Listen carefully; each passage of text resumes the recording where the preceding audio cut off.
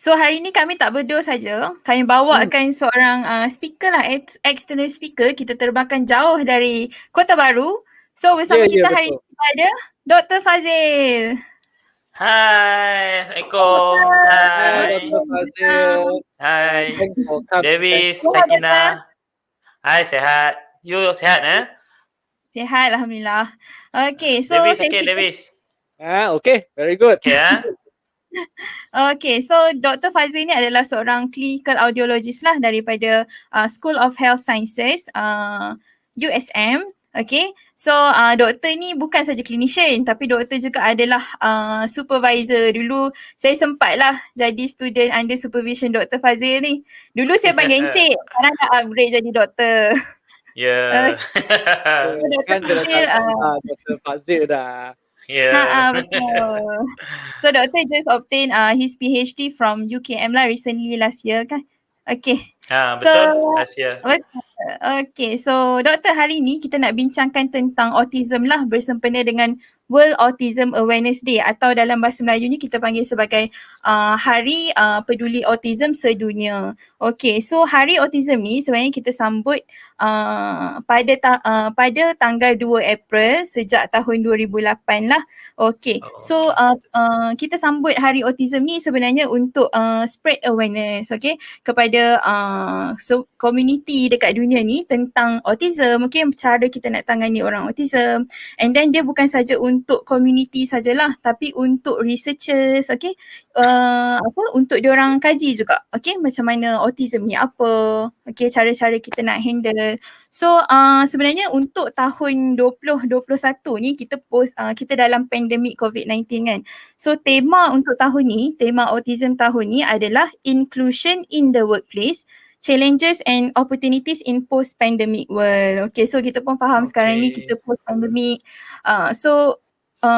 Orang yang ada autism ni pun ada juga kan terkesan dengan pandemik dunia ni. Okay, so tapi hari ni kita nak bincang mainly tentang autism lah. Okay, so David, you nak cerita sikit tak history of autism?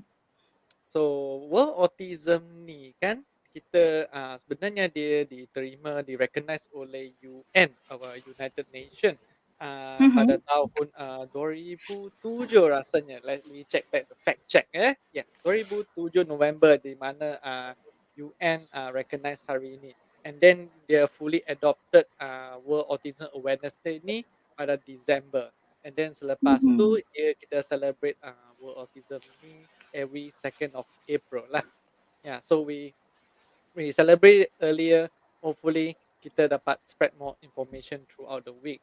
So actually generally autism ni kan is as far as we know to be simplified atau secara layman term ialah dia ialah masalah gangguan perkembangan neuro. Yeah. So bila ada gangguan perkembangan neuro dia akan menyebabkan perkembangan otak akan mempengaruhi keupayaan kanak-kanak untuk berkomunikasi, berinteraksi ataupun masalah untuk belajar seperti kanak-kanak biasa. So dalam kita punya statistik, kita ada kegerapan autism ni kita punya statistik dalam 1 daripada 68 kanak-kanak yang mungkin ada autism ni dengan ratio 4 budak lelaki kepada 1 perempuan. So maksudnya budak lelaki ni banyak lagi lah yang ada autism kalau nak banding dengan perempuan. Ya, betul, higher chances. And then the detection of autism ni kita boleh dapat detect biasanya dari sebelum 3 tahun ataupun seawal 18 bulan. Jadi dengan ni kan, so autism ni bukan saja kata kalau seseorang dapat kanak-kanak tu dapat autism, it's just flat autism. Autism juga akan ada terbahagi kepada beberapa common form kan, betul kan Sakina? Betul, dia ada yang ada mild autism, ada yang ada, kita cakap autism dia ada yang tahap teruk sikit, so dia different lah, different level of autism. Okay. Sakina mungkin boleh kita share a bit tentang yang most common form of autism. So autism ni macam Davis cakap lah, is actually a spectrum disorder kan, dia adalah gangguan spektrum. So ni saya share sikit lah the 3 most common forms of autism, okay, in the pre-2013 classification system yang diorang listkan lah the three most is autistic disorder, which is atau kita kata classic autism lah. And then kita ada Asperger syndrome, dan kita juga ada pervasive developmental disorder not otherwise specified. So ni antara jenis autism yang kita ada lah. Okay, so kita teruskan session kita ni dengan kita tanyalah soalan dengan doktor. So doktor, boleh tak doktor share sikit tanda-tanda dan punca autism? Macam mana autism ni boleh jadi sebenarnya? So biasa kalau yang macam Davis cakap tadi kan, Davis kata gangguan ataupun kecelaruan dekat perkembangan neuro kan. And then dia bagi efek biasanya kalau kita definisi tu sendiri pun kita akan cakap ciri dia. Bila daripada gangguan neuro, dia akan ciri-ciri dia biasanya dalam masalah komunikasi kan. Dia akan memberi kesan kepada komunikasi sosial budak autism lah. Okay. Yang kedua biasanya dia akan menunjukkan minat yang terhad.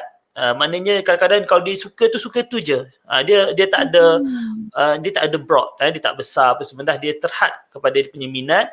And then kadang-kadang kalau ikut American punya Psychiatrist Association, dia kata biasanya budak autism ataupun orang yang ada autism ni dia suka menunjukkan tingkah laku yang berulang-ulang. Kan? Contoh dia suka setiap hari dia suka benda yang sama lah kan, benda yang sama, ataupun tingkah laku dia tu kadang-kadang dia suka empat-empat tangan ke apa, dia suka benda-benda yang sama yang berulang. Okay. Macam Sakinah kata tadi kan, dia ada my autism apa semua tu kan. Cuma kita kena ingat yang bila kita cakap level jenis-jenis lah ataupun tingkat-tingkat punya tingkat pula. Okay, tahap autism kan kadang-kadang dia tidak semudah itu, betul tak Sakinah kan? Macam hearing loss senang, mild moderate kita explain kan. Kadang-kadang bila kita ni ada mild autism ke apa semua, kadang-kadang dia bukan black and white kan. Mild macam ni, moderate macam ni kan. Kadang-kadang dia punya tu kita susah nak define juga sebenarnya. Okay. Maksudnya dia lebih subjektif lah doktor kan. Kadang dia subjektif lah. And then that's why macam Sakinah kata tadi kan, macam sekarang ni kalau kita dalam FB kan, kalau kita support the autism punya hearing ni, dia akan biasa rainbow kan, keluar rainbow macam belakang betul. Sakinah tu ada pelangi-pelangi kan. Macam tu jugalah spektrum. Kita panggil spektrum ataupun color lah, berbeza color kan. So senang cerita setiap yang autism ni dia berbeza. So dia tak ada sama. Individu A yang ada autism sama dengan individu B lah. Okay. So sebagai introduction lah. Macam Sakinah tanya tadi punca ke apa? Doktor boleh tak sikit share dengan kita karakteristik patient autism ni macam mana, and punca, then punca macam mana seorang tu boleh ada autism lah. Okay. So kalau ikutkan banyak kajian lah, dia kadang-kadang dia tak spesifik. Bila kita bercerita pasal autism ni, kita tak boleh spesifik. Punca dia macam ni je. That's very broad. Tapi biasanya kalau based on researcher apa semua tu, kebanyakan dia kata majority causes of autism ni kata unknown lah. Kita tak sure. Tak sure the causes of the autism. Okay. Tapi yang banyak yang artikel jurnal yang bincang pasal the causes of autism ni, biasanya dia kata yang pertama dia biasa highlight dua lah. Biasanya highlight dua perkara. Yang pertama adalah genetik. So meaning that kalau kita ada sejarah keluarga kan, tak kisahlah maybe ada our pak saudara ke apa kan, mungkin dulu atuk kita kan, zaman-zaman tu kita tak sure kan. So possibility untuk dia dapat autism tu mungkin tinggilah.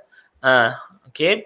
Yang kedua ni faktor-faktor luar. Kadang-kadang contoh masa pregnant kan, baby dalam perut, the development of the fetus apa semua, kadang-kadang ada problem kat situ kan masa pregnant. Kadang adalah a few, kadang mother masuk ward masa pregnant, itu biasa kan. So kadang-kadang dia effect perkembangan otak tu sendiri. Sebab tu bila kita nak bercakap pasal punca tu, kita nak tengok balik the definisi autism tu sendirilah.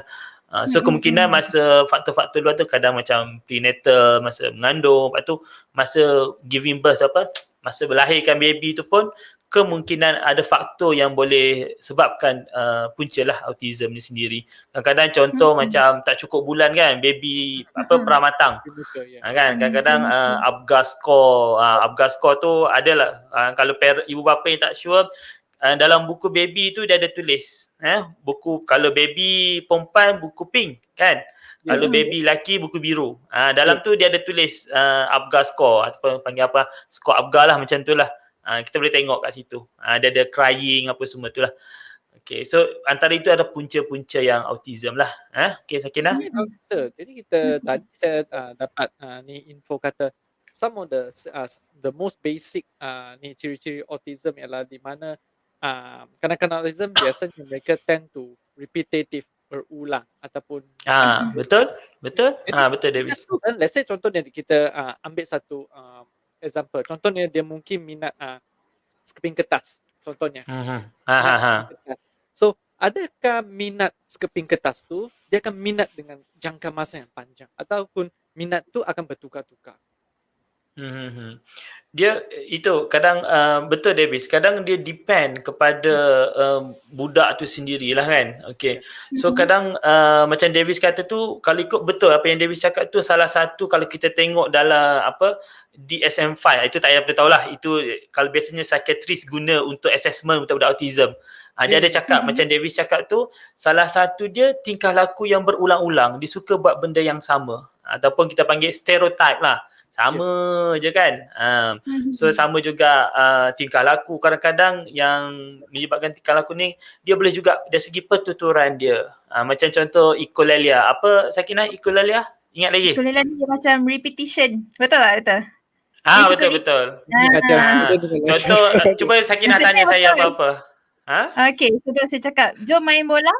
Okay, saya pun jawab, jom main bola macam tu kan. Cuba kalau let's say Sakinah tanya saya nak makan apa, saya tak menjawab. Saya akan cakap nak makan apa juga.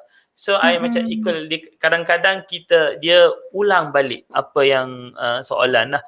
So kadang-kadang dia tu yang macam Davis kata tadi, lebih kepada tingkah laku kan.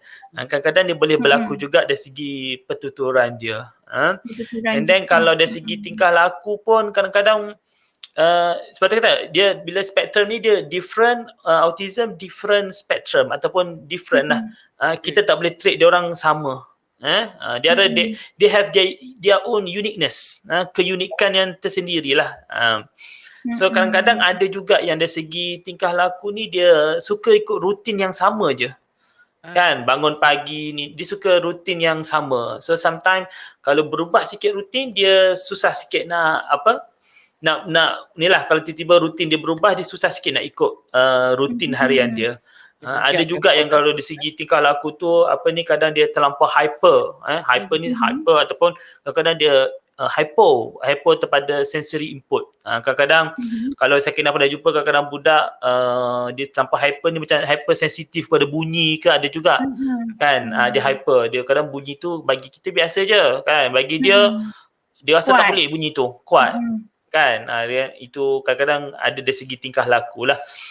Lagi satu macam kita cakap yang David cakap awal-awal tadi kan, dari segi dia akan effect the communication ataupun interaksi sosial, dari segi komunikasi dia lah kan, antara sebagai contohnya komunikasi dua hala kan. Sebagai contoh macam sekarang ni kan, okay, saya bercakap David, saya bercakap dengan Sakinah kan.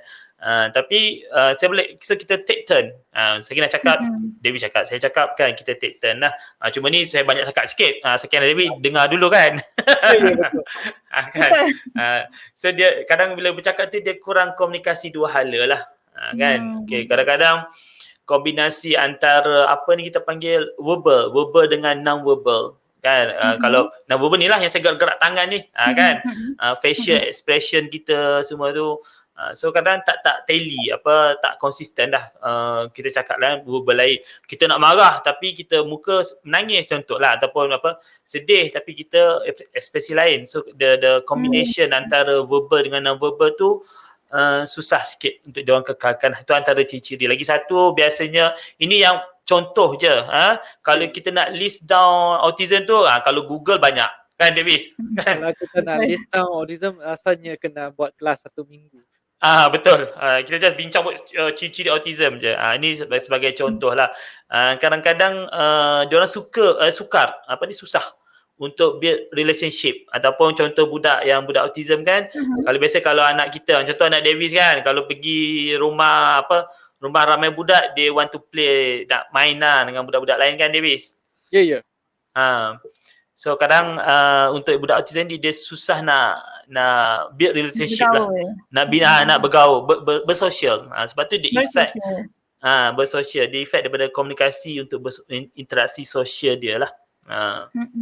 So kita tahu kita let's say kanak-kanak yang autism dan orang autism mereka susah nak bersosial sebab mungkin tingkah laku orang lain berbeza dengan mereka sendiri. That's why mereka betul.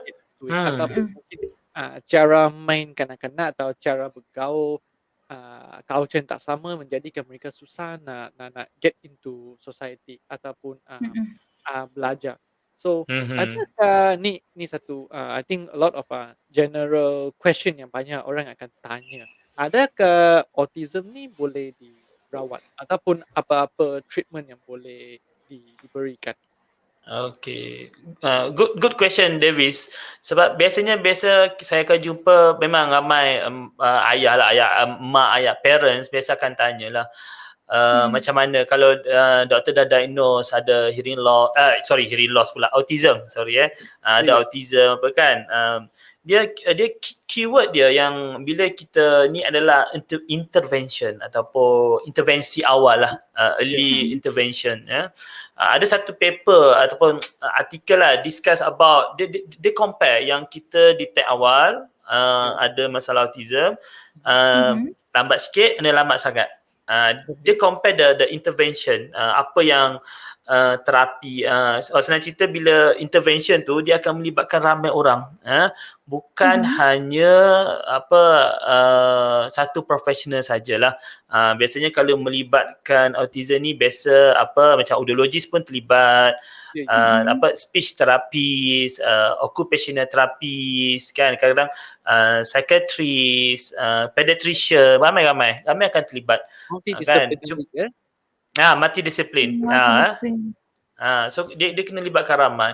The keyword dia adalah multidisiplin, and satu lagi the intervention, early intervention.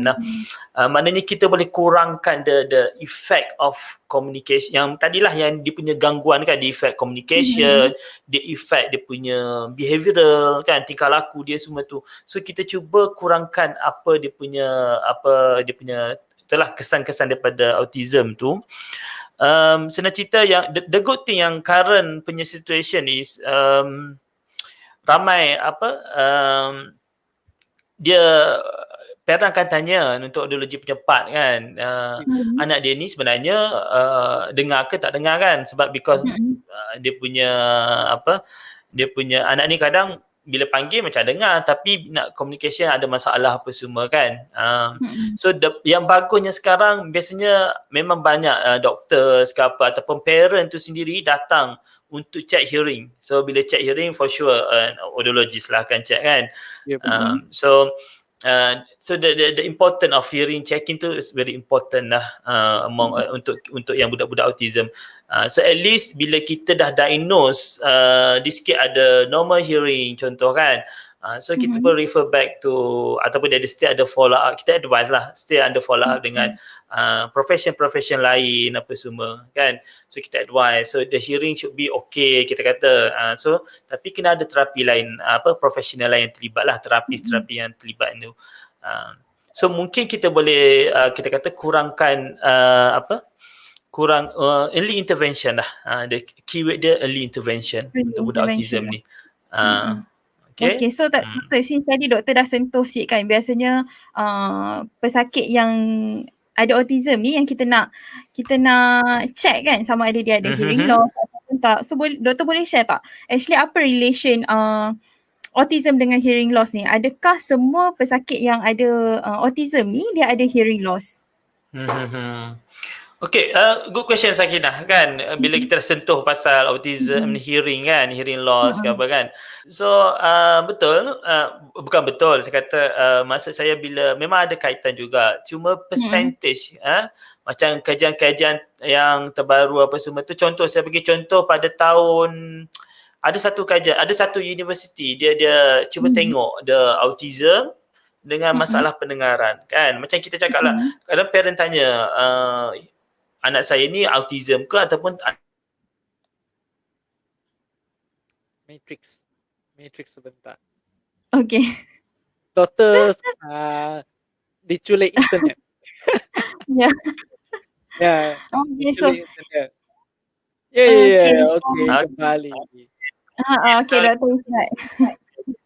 So macam the important tadi yang kita dah cakap, the important of hearing kan. So kalau ikut satu kajian yang di US, di salah satu universiti di US, dia ada nak tengok hubungan antara autism dan hearing loss, and then kalau tengok percentage tu very low.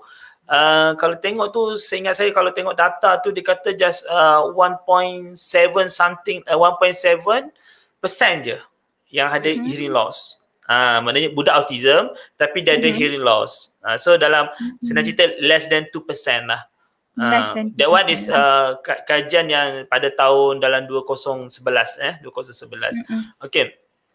Cuba saya nak terang kat sini kalau kenapa parent akan tanya anak saya ada hearing loss ke tak kan, kadang-kadang kita pun confused kan. Sama kita lah, kadang kita tak sure these kids ada hearing loss ke ataupun ada masalah autism kan. Okay, dari segi sebenarnya untuk dari segi pendengaran kita kan, kita ada bukan setakat telinga yang nampak dekat luar ni je kan, nampak kat luar ni je, bukan setakat situ saja. Dia ada, kita kata kalau panggil istilah sign tu apa, peripheral hearing and then central hearing kan, Sakinah kan, betul? Betul. Kan? Betul. So maknanya bunyi yang masuk dekat telinga tu bukan setakat cuping telinga, masuk telinga tengah and then sampai dekat telinga dalam tu kan, cochlea kan. Okay. And then sebenarnya bunyi tu dia bila kita mendengar baik, dia kita kata boost lah. Boost ni apa? Meningkat, dia sampai ke otak. Bila dua-dua telinga dengar cantik, dia akan naikkan ke otak kita kan untuk proses the sound, proses bunyi semua tu untuk memastikan kejelasan bunyi. So itu kadang kena faham. Kadang-kadang nampak luar okey, kita tak tahu what happen dalam tu lah. Kalau misal kata yang peripheral hearing ni kita senang nak diagnose kan. Cuma the issue dia dekat yang central part tu. Senang kita pusat pusat lah, central part kita punya pusat pendengaran tu yang tengah tu mungkin ada problem kat situ, kita tak tahu. So kadang-kadang kita kena, that's why kalau bila dapat yang patient autism ni apa, kita bukan just stop dekat situ lah. Kita senang cerita kadang kita kena dapat 2-3 kali appointment, that is normal. Cuma parent, nasihat saya kalau bawa anak dekat klinik audiologi tu kan untuk check, jangan putus asa. That is normal kalau kena datang 2-3 kali. Kadang-kadang ya, kita faham as a audiologist kan, kita faham. Kadang-kadang untuk first visit macam kita cakap tadi kan, kadang-kadang budak autism ni dia bila berubah rutin dia tak selesa, dia berubah persekitaran dia tak selesa. Kan, maybe for the first time dia datang, dia tengok bilik, dia tengok our machine apa semua kan. Tertambah kalau yang pakai lab coat macam ni, macam saya ni, lagi dah takut ke apa kan, contoh. Nampak saja dah menangis dah. Dah nangis kan. So kadang dia takut. So untuk parents kalau boleh jangan stop there lah. Kan kadang-kadang susah nak bawa kan. That is normal. Setengah budak very high autism yang okay, bagus.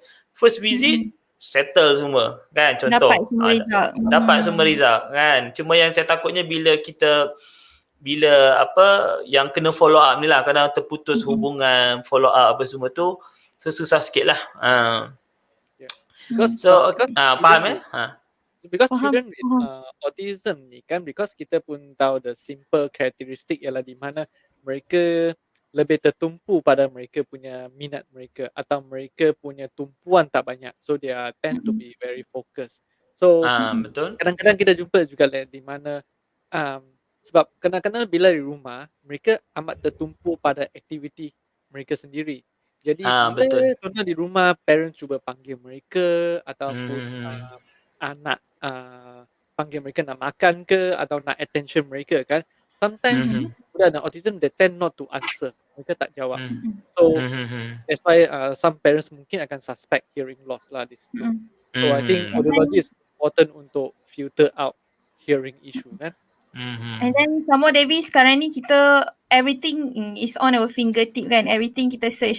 So sekarang kita banyak parents kat luar sana yang lebih kita kata cakna lah, they are cautious about their children's being. So some parents dia orang mungkin notice anak aku ni poor eye contact lah, bila cakap je tak nak tengok mata.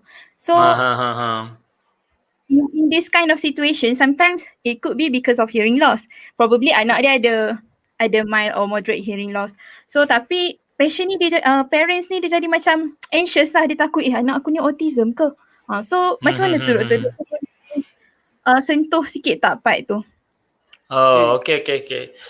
Menarik Sakinah soalan tu kan. Macam Sakinah ada tanya the point yang Sakinah tanya tu adalah eye contact. Betul Sakinah? Eye contact, yes, eye contact. Ya, eye contact kan. Dia poor eye contact kan. Macam contoh eye contact ni hubungan mata lah. Walaupun kita contoh for example kan, Sakinah dekat mana? Sakinah Alostar, Davis dekat Penang kan. Tapi kita still jauh, tapi our eye contact still I tengok Davis, I tengok Sakinah juga kan. So okay lah, kita still ada eye contact. Okay, so kadang-kadang budak autism dia ada poor eye contact. Poor eye contact. So bila bercerita pasal eye contact ni, saya tertarik ada satu buku yang telah ditulis oleh, tak apa kan saya cakap sini kan? Boleh doktor. Boleh kan? Ada buku, bukanlah buku, dia e-book. Ditulis oleh seorang speech therapy daripada USM juga. Dia experience speech therapy. Dia ada cakap pasal permasalahan eye contact. Kan? Dia ada cerita yang ditulis oleh tu ada tulis Wan Zaharah. Dia ada saya bukan nak promote dia e-book, tapi dia interesting yang dekat dia punya buku tu, e-book dia ada mention about the importance of kepentingan eye contact. Eye contact penting adalah kerana dia adalah perkara asas. Perkara asas untuk berkomunikasi. Maknanya dia ada salah satu isyarat. Bila kita ada eye contact ni adalah salah satu isyarat sama ada anak tu atau pesakit tu sedang mendengar kan. Contoh ialah bila contoh kita bercakap kan, kita dengar dan dia akan tengok. So this the importance of kita kata eye contact. Dia sebagai isyarat untuk dia mendengar, isyarat untuk dia memberi tumpuan, and then dia senang untuk dia cerita apa yang dia minat. And then yang eye contact ni lah yang menyebabkan, yang membolehkan komunikasi tu berkesan. Komunikasi berkesan.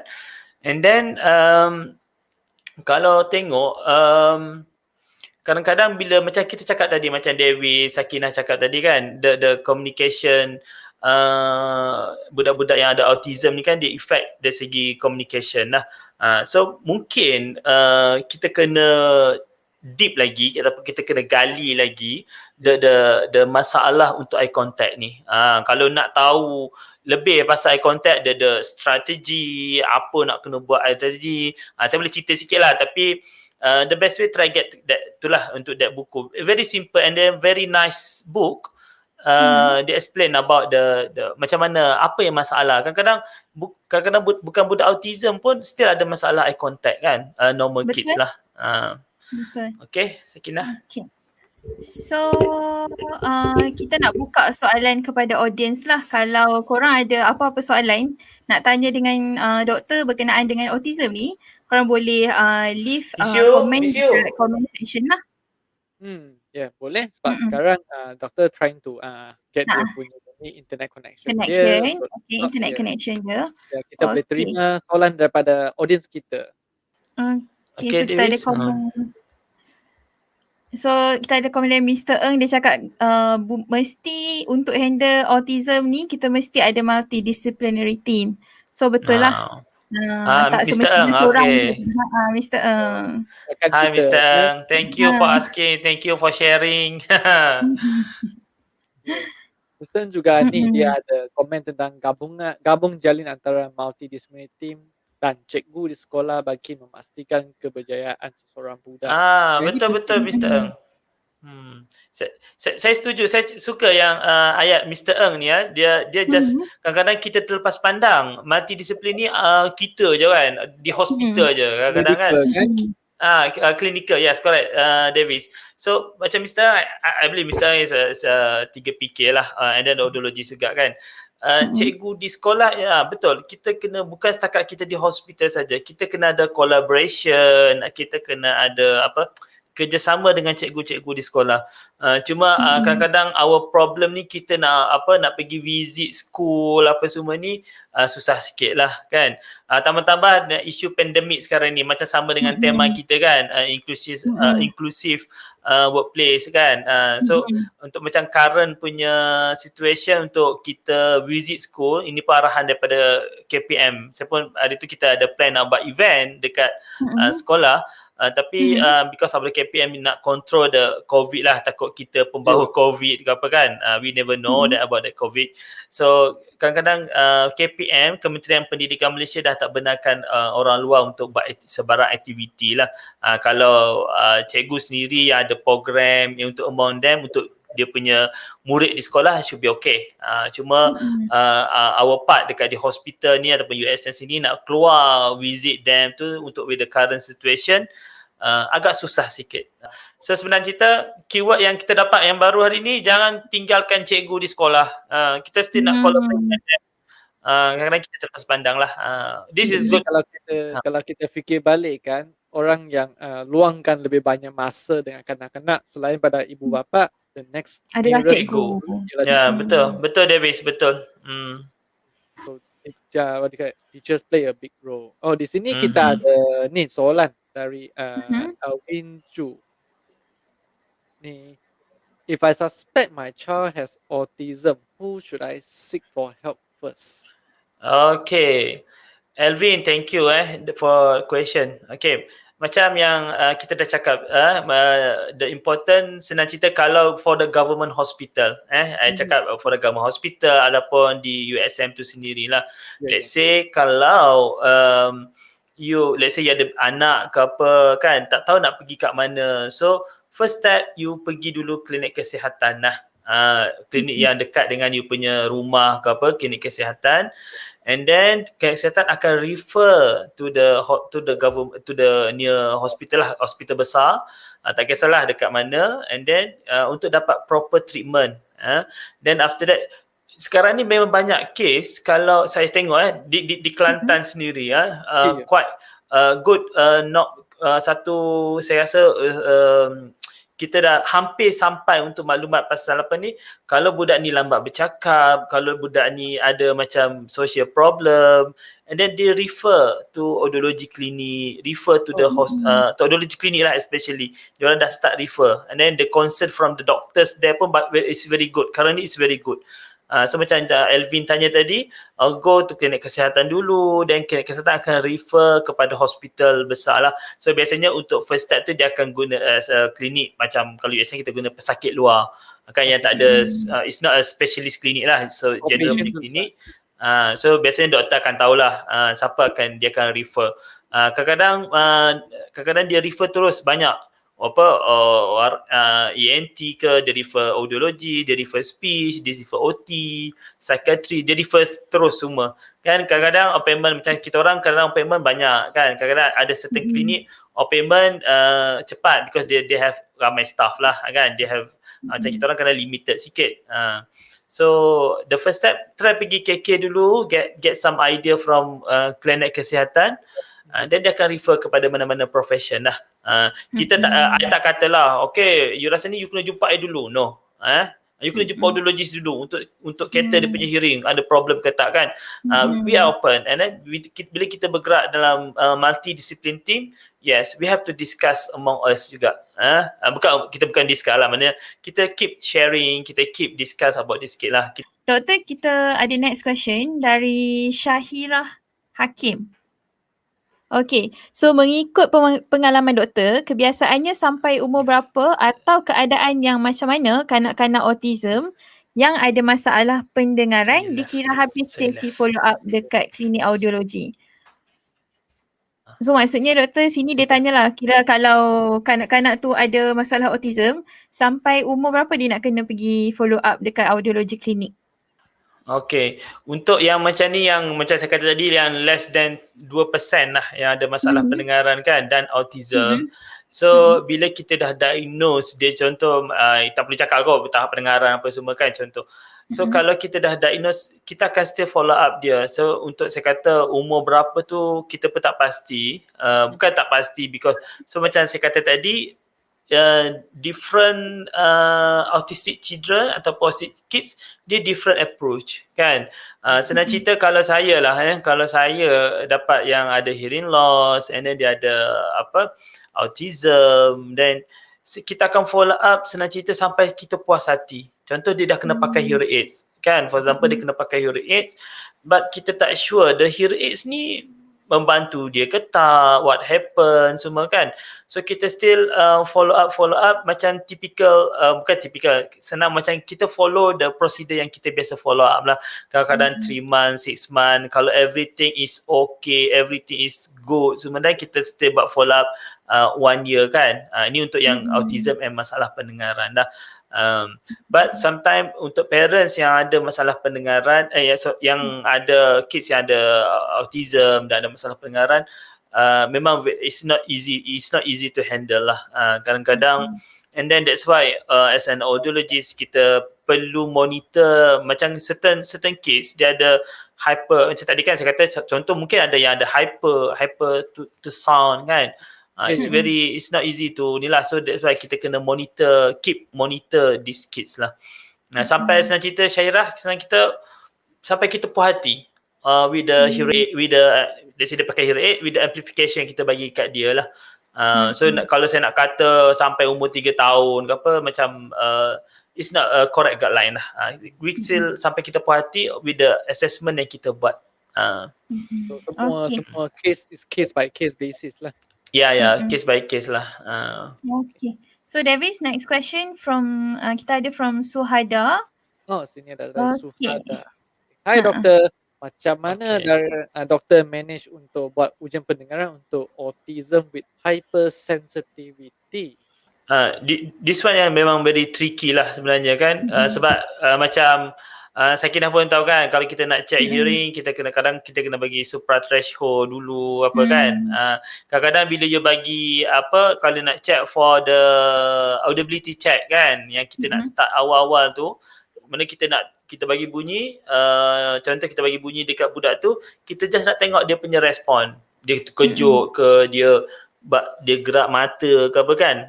So kadang-kadang certain budak autism, kita bagi bunyi sikit pun dia dah takut. Dia terus je menangis, kadang-kadang dia terus melompat ke apa semua kan. That's why bila history taking tu, masa kita ambil, before kita start our clinic, kita akan tanya soalan lah. Sebab tu kadang-kadang parent jangan pelik, kita tanya banyak betul soalan kan, sebelum kita buat test kan, kita tanya kan. Jangan pelik, sebab kita ada soalan yang kita tanya tu sebab apa, kita nak plan what is the best, apa yang terbaik masa kita buat ujian pendengaran dekat budak tu.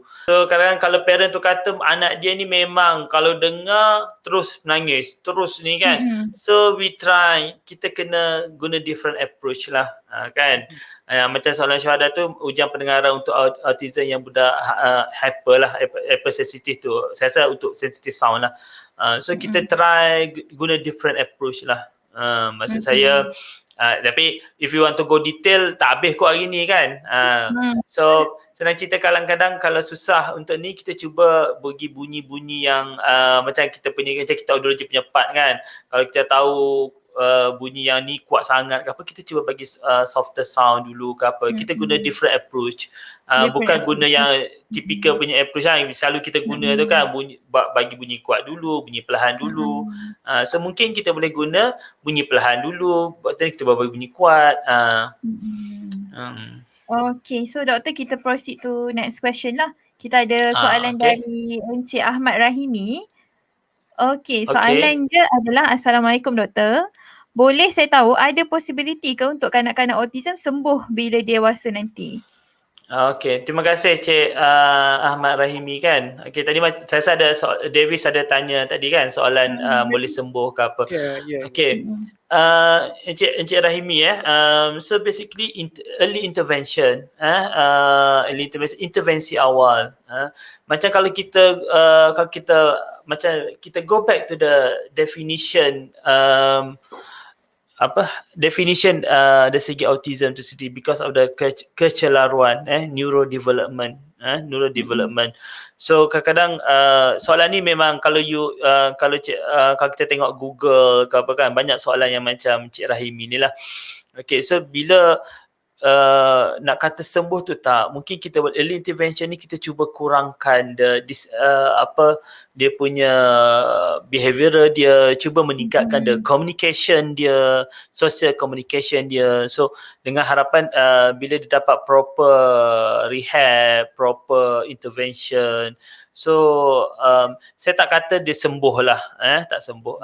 Saya kata dia bukan satu penyakit yang bukan yang macam tu lah senang cerita, kan. So kita harap keyword dia Encik Rahimi cuba untuk early intervention.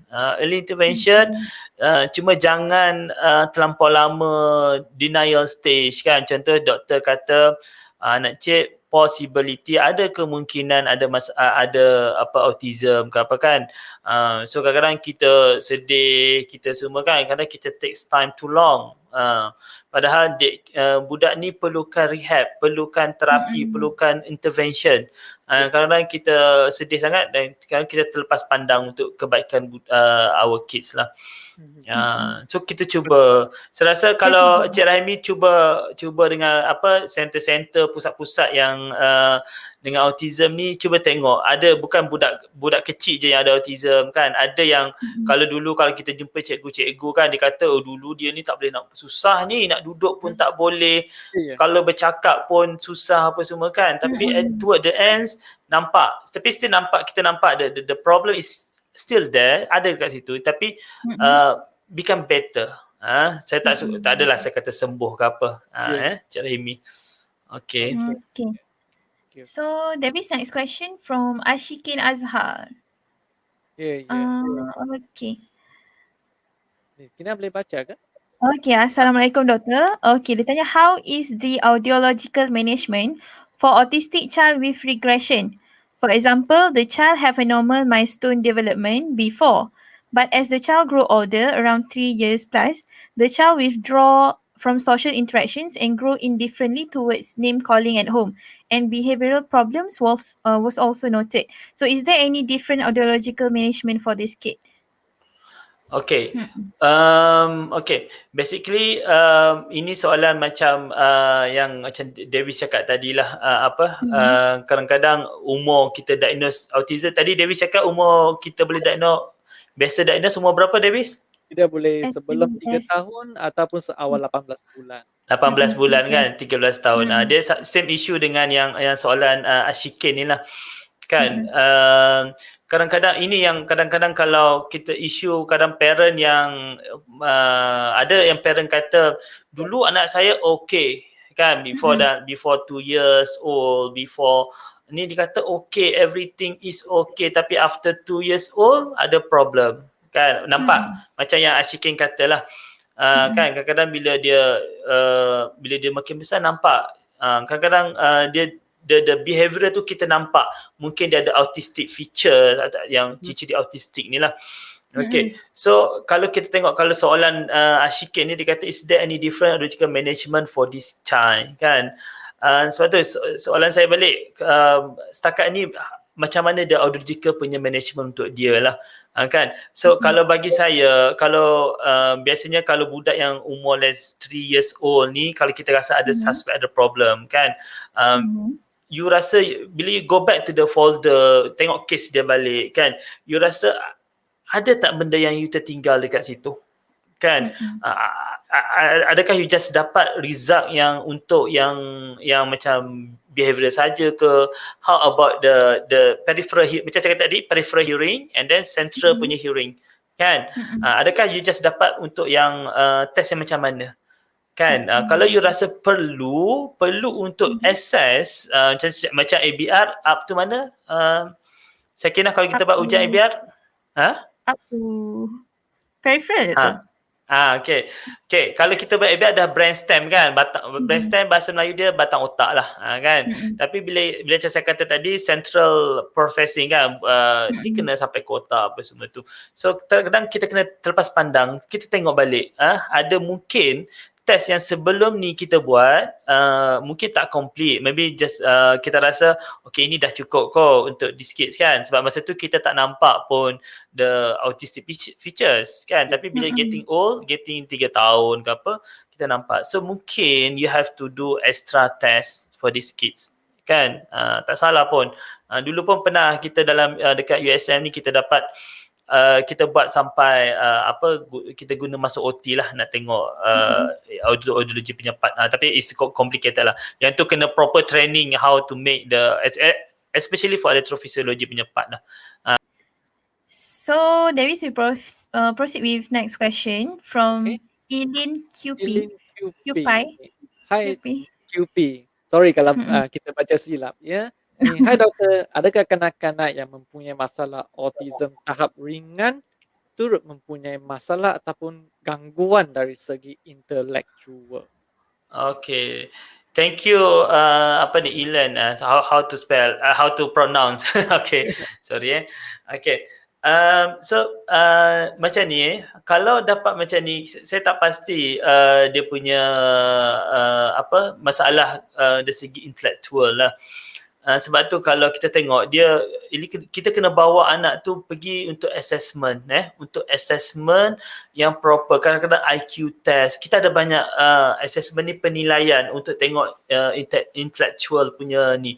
So it's not fair for me untuk judge this kid macam mana. Sebab tu saya kata tadi, dia different kids, different autism, different uniqueness, different berbeza and then macam saya kata, kita tak boleh cakap juga this kid is my autism, so black and white je kan. It's not just a level, banyak benda yang kita kena tengok, macam black and white, hitam putih je kan.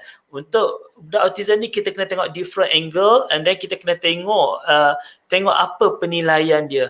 Untuk nasihat saya untuk soalan ni adalah cuba dapatkan professional punya penilaian lah. Macam saya punya part is more to like audiology punya part kan.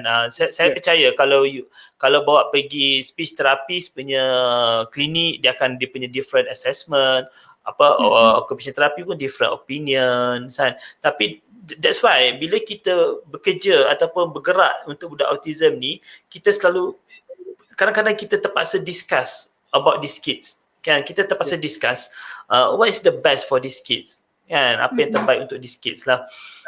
So untuk soalan ni kita kena tengok apa assessment yang perlu dibuat lah oleh profesional yang ni. Mungkin untuk bahagian part saya ni, usually biasanya kalau untuk budak autism, untuk dapatkan pendengaran normal tu biasa kita dapat, macam saya kata tadi, hanya kurang daripada 2% lah yang ada masalah pendengaran.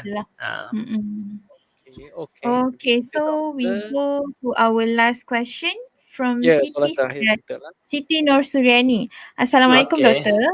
Ada kemungkinan atau tidak jika pada awal detect autism, buat ujian pendengaran normal, kemudian umur 4 ke 5 tahun ke atas akan ada masalah pendengaran? So maksudnya mula-mula kita check tu tak ada masalah, tiba-tiba 4-5 tahun adakah terjadi hearing loss tu? Okay, bagus soalan ni kan. Okay, ini lebih kepada kita kata lebih kepada audiology punya part, macam untuk pendengaran lah, untuk masalah pendengaran. Okay, kita kena tahu that masalah pendengaran ni kadang-kadang dia ada progresif. Progresif ni maknanya mula-mula normal dan drop kan. Okay, untuk dapat progresif tu dia banyak faktor yang tu Siti Suryani kan. So kerana dia banyak faktor yang mempengaruhi pendengaran tu makin merosot. Dia bukan kadang-kadang kalau macam contoh, kalau untuk orang tua tu lain lah. Kadang-kadang because of the aging, because of the kadang yang bekerja di kilang ke apa kan, boleh menyebabkan dulu normal, bila kecil, bila tua itu kan. Okay, tapi untuk yang soalan Su ni, kalau kadang 4 hingga 5 tahun ke atas akan ada masalah pendengaran ke tak lah. Okay, kita kena tengok. Kadang-kadang kita takut, kita takut mungkin this kid ada progresif. Dia ada nampak tanda-tanda masalah pendengaran. Itu Suryani kena tengok tanda-tanda ada masalah pendengaran ke tak lah, kena observe dulu. But usually biasanya kalau let's say kalau kes biasa, saya tak kata kes yang luar biasa sikit. Saya ada je kes masa contoh, baru ni saya baru dapat satu kes kan, masa screening baby pas apa semua kan. Tapi bila kita check balik, tengok ada masalah pendengaran. Kan. So kadang-kadang benda tu yang kita nak keep monitor dan kita tengok ada faktor-faktor yang mempengaruhi perkembangan anak tu. Tapi biasanya kalau mak ayah yang rasa nampak behavioral punya pendengaran dia, tingkah laku, kita panggil respon kepada bunyi tu nampak difference kan, nampak different masa umur kecil nampak cepat je kita respon apa semua kan, tapi bila umur macam saya kata 4 hingga 5 tahun nampak dia punya respon tu lain kan, lambat sikit ataupun kita need to keep repeat soalan kita kan. So mungkin nampak macam simptom macam mungkin ada masalah pendengaran ke apalah. So kalau untuk jawapan dia is depend bergantung. Tidak semestinya mungkin kebanyakan kes, senang cerita kebanyakan kes biasanya taklah. Kecuali ada faktor luar yang mempengaruhi. Accident ke apa itu lain cerita lah. Okay. So I guess that's it, the question from the audience. So doktor, sebelum kita end session kita ni, boleh tak doktor share sikit lah pengalaman doktor handle pesakit yang ada autism ni. So waktu dekat klinik. Okay. Menarik pengalaman ni. Okay, kalau ikut pengalaman saya lah masa saya start kenal autism ni masa saya dekat saya belajar dululah. Saya graduate daripada UKM, batch ke-9. So saya tak sure, saya sebelum masuk klinik tu saya tahu, I think this is a new case kot, I rasa new case lah. So kita tak sure this kid macam mana, so we have to ambil history taking semualah. So bila kita buat patient ni, kita mungkin siapa tak ingat, so kita just treat macam biasa je. So masa during testing, kita macam susah tau nak dapat result dia punya ujian pendengaran tu. Kita terpaksa bermain dengan dia lah kan. So masa tu saya student, biasalah.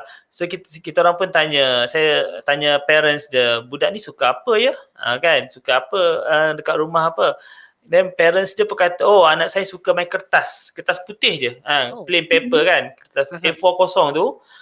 Oh ya ke? Okay, good. Saya pun pergilah ambil kertas putih kan, plain paper, macam dia bagi example tadi. So bila kita bagi je kertas putih tu, dia skip tengok je dia tengok je kertas A4 kosong tu. So tengok, tapi bila kita nak ambil, dia tak nak. Dia menangis lah, dia tantrum, dia start keep crying ke apa semua kan. So at the end, saya tak dapat apa pun during my session. And then saya pun dapat, biasalah supervisor marah lah kan. Tak dapat result semua, that is normal untuk audiology punya part lah. Tapi untuk di yang latest jugalah, saya pun baru ni parents dia doktor. So parent dia kata mungkin dia tak jumpa lagi profesional lain. Cuma parent dia concern about the dia kata doktor saya dia kata mungkin anak dia ada autistic punya features. So tapi dia tak sure dia punya hearing level macam mana. That's good. Tak apalah, ya dia doktor dia tahulah kot. So dia datang to our clinic, then we check lah. Nampak dia punya tu ada nampak macam ciri-ciri ada autism ke apa semua kan. And then masa first visit tu kita just manage to get one side telinga je, sebelah saya tengok sebelah mana kan. And then bila kita check tu sebelah telinga tu normal. Dan kita nak check yang sebelah lagi tu, kita nak proceed dengan sebelah lagi tu, yang normal tu pun bukan complete frekuensi lah. Kalau saya kena tahulah frekuensi apa kan.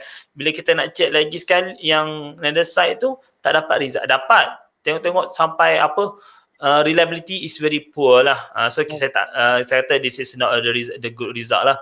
And then kita pun okay fine doktor, saya rasa dia dah poor. Kadang-kadang budak autism dia poor attention. Mula-mula is very good. Kadang toward the end tu dia tak boleh nak bagi attention yang lama kan. Kadang dia mungkin masa tu dia suka yang satu toys je. Bila kita tukar toys lain dia tak nak dah kan. So saya kata dekat Aida, it's okay doktor, maybe masa tu pun dah nearly 45 minutes dah. So dia pun penat kan. Kids kalau testing wise pun biasa for me as a my guideline untuk check hearing test pun dalam 30 to 45 minutes lah. Kalau beyond that biasa tak dapat result lah kan. Ini normal children punya attention span pun tak begitu tak lama kan. Kalau dapat tu okay, tak apalah, kita datang balik dan saya start standby lagi. Saya kata kalau ni kita buat next visit, kalau tak dapat result juga kita akan buat ABR, contoh kan ujian tidur lah kan.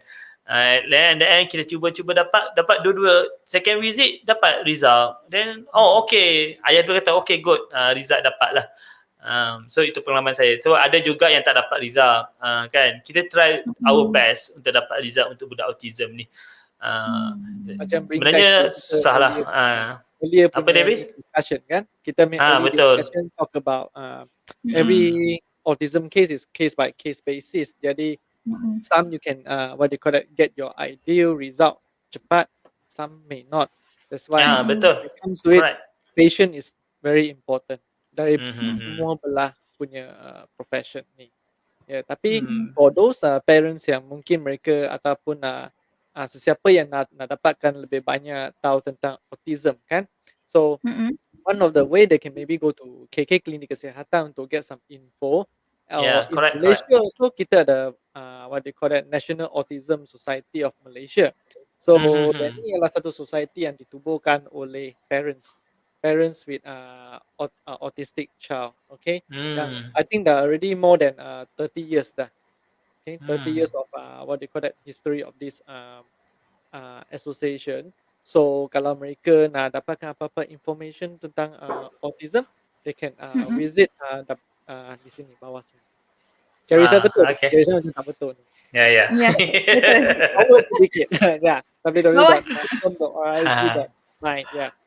Mereka ada banyak cawangan di Malaysia actually, Pulau Pinang, KL, across the country. So mereka boleh dapatkan some. This also can be their first place to go and get more information lah, begitu. Okay, so sampai sini saja kita punya session hari ni.